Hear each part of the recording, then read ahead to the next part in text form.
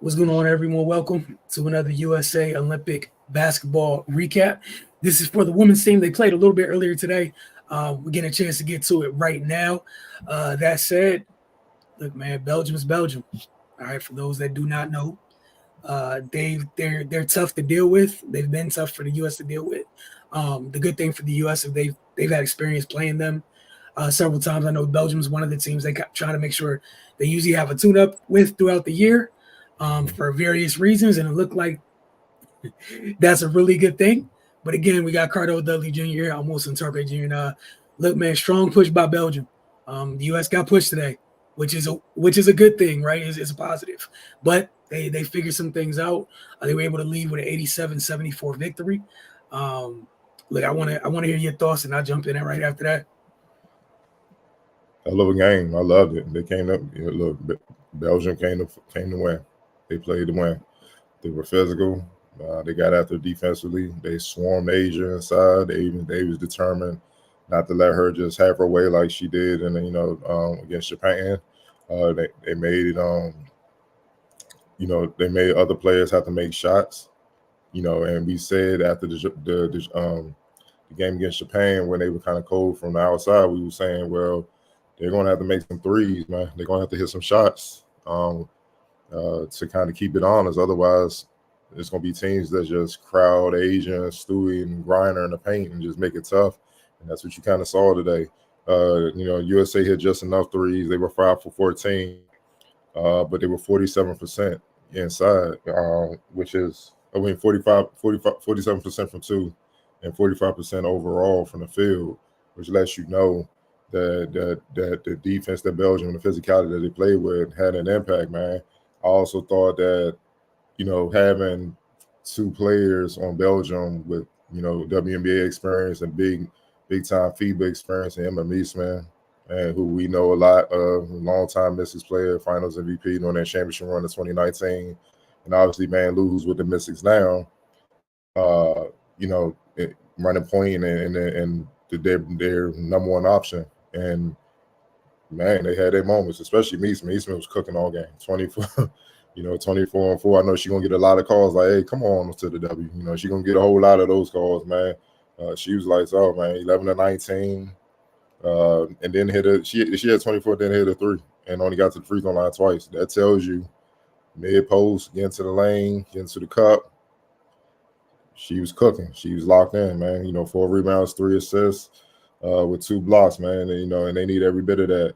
Antonia Delaware, she hit some big bombs to make it a game in the fourth quarter before, Stewie woke up. And, her and Asia kind of put things away, you know what I mean? But 16 points, 4 of 7 shooting.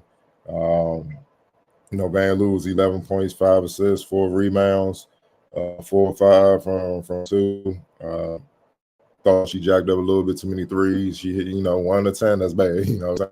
That's kind of she played right into USA's hands. But I get it. She was trying to spread the floor or whatnot. But really, it was just the defense and the way they swarmed the bigs, man. And they got strips with the way they were swarming. It made it difficult for the USA to get second chance points. You know what I mean? Like if they missed, pretty much Belgium either got the board and they was off the race or went out of bounds with them trying to, wrestle for it, man. But at the end of the day, saying it's hard for teams to match their depth. Eventually, it gets you. Eventually, and that's what happened in the fourth. It was a game. It was within single digits, and then like I said, that tandem, Stewie and Asia Wilson, 23 points and 13 rebounds for Asia Wilson, but she had 6 turnovers. That's what we talking about with the swarming from Belgium, the physicality.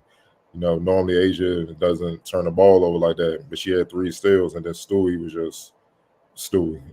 26 points, 8 of 14 from the field, 9 to 10 from the free throw line, 7 rebounds, 4 assists, 3 blocks. Matter of fact, the only thing negative about Stewie, she was 1 for 4 from deep. That was it, But those two, it's just hard for other teams to match up with that. I'm sorry, it just is what it is. And no one else even scored in double digits. So it was really that inside, because the consistency inside with them, they just overwhelmed the much smaller and then not as athletic Belgium, and that's why they were able to pull away late. Yeah, like you said, touching on the depth part. Alyssa Thomas and Jewel Lloyd coming off your bench when the game's extra physical is a luxury, and it's a hell of a luxury, and it paid dividends. Like you talked about and credit to Belgium because they were just like, yeah, I can't call everything. Like it just is what it is, and they're right. One, FIBA officials typically, contact you're allowed to get away with a little bit more anyways. They took the old Legion of Boom from Seattle mantra, just you can't possibly see and call everything. If we do it enough, you can't tell what's a foul and what's just somebody not dealing with what's happening.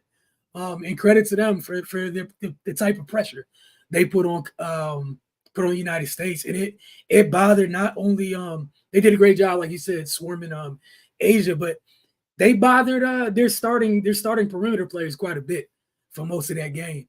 AT's AT, you want to get physical, you already know. Shoulders or not, she's here for it. And you felt things kind of shift a little bit when she came in because she, you could do the Bane speech for her when you talk about physicality. She's here for it. And, there's one thing with pushing people who don't really want to be pushed. There's another thing with pushing people who can't wait to be pushed. It's two totally different things. And once they know that that's what type of day it is, we saw her come in 8, 6, and 4 in 16 minutes. Hell of an impact. Jewel Lloyd was another one of the perimeter players for the U.S. that was fine with it. Like, let's rumble. It is what it is. She got in. She was annoying on the defensive end, seemed to get under the Belgium guards just a little bit, give them back the physicality that they were giving.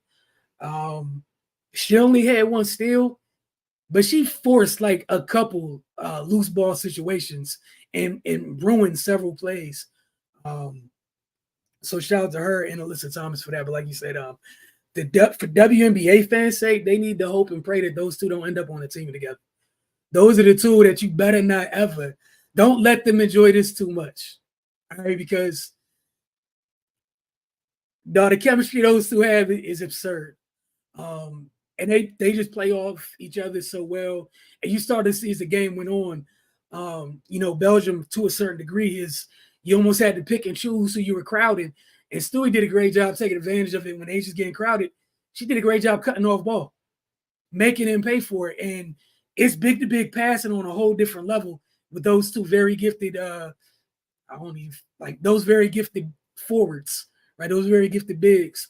And it put a different type of pressure where, if you're taking two bigs to wall up to swarm Asia, who the hell is stopping Stewie from cutting when she grabs it, her wingspan and whatnot?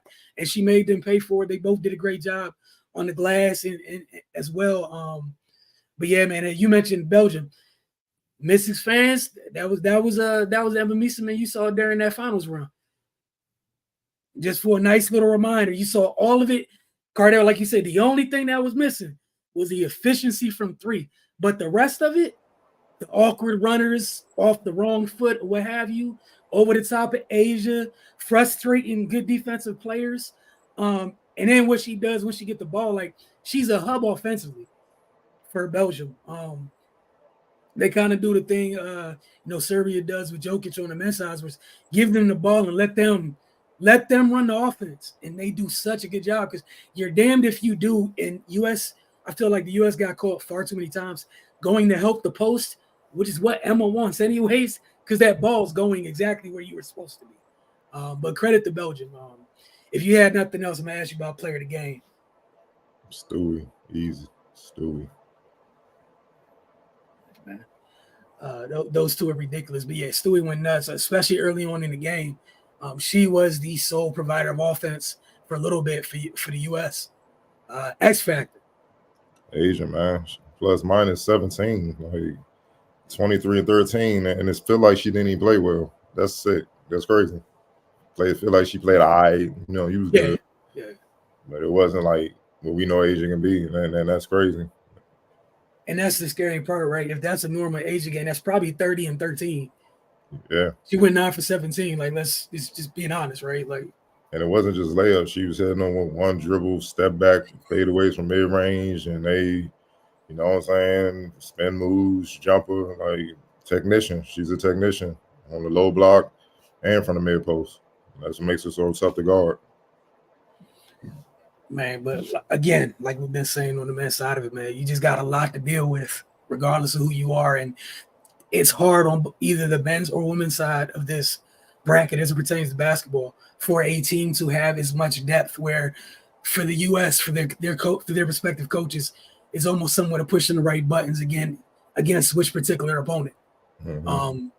Because again, you have that's a hell of a luxury. Bring AT off the bench. It's just call it what it is, a hell of a luxury.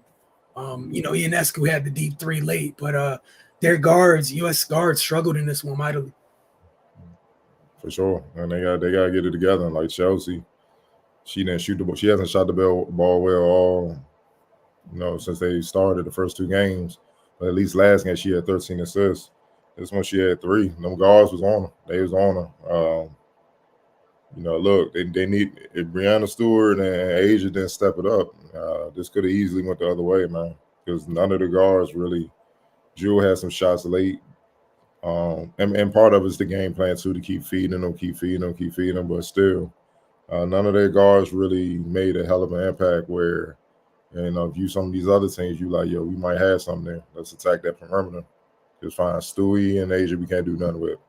Let's attack that perimeter and run. Because even with Reiner's size and length and athleticism, she's not the most fleet of foot, so you can run her. You know what I'm saying? And then Stewie, and then that's how you get her off the floor. So yeah. They definitely got to go back to the drawing board because it's the little things. And I think, let me see, 16 turnovers.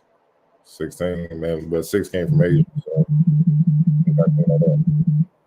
Yeah, and even to further your point, talking about the guards, right?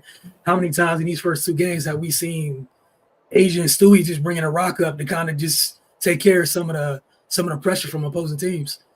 Again, just luxuries because of how talented the two of them are, but we've seen that quite a bit through 2 games. we're going to have to continue to see it, man, because I think teams they watching and they figuring out ways. So, and think about this against the Belgium team that was already on 1. They on 2. So it's not a foregone conclusion as you think, but what we keep saying, the depth. If teams going to have to hang strong. Like you got to play a full game. You can't play 30 minutes or 35 minutes. You got to play 40 minutes to beat the USA women's and the USA men's. Yeah, and my last little 2 cents on that, like you said about playing 40 minutes is, and you never know where the drop off is. Like when that lineup that you put in, if you're an opposing team, and that's kind of the scary part. You don't know what little 2-minute stretch or whatever that you're trying to get through leads to a 14-2 run because of the disparity in the depth at times. And again, the luxury, like we talked on the men's side, some of the luxury they've had is it's on this side too. Like their forwards are just the versatility they have in their front court and what some of their front court players are able to do on both sides is kind of what keeps them a little bit of step ahead. Is you have the AT button where she was bringing the ball up for a little bit because what she does for Connecticut, but that's a luxury to have. Sure. Luxury. But we appreciate y'all. We'll check in with y'all later this weekend as the tournament continues. But as of right now, both the U.S. men's and women's have run their first 2 preliminary games, which pushes them through to the quarterfinals.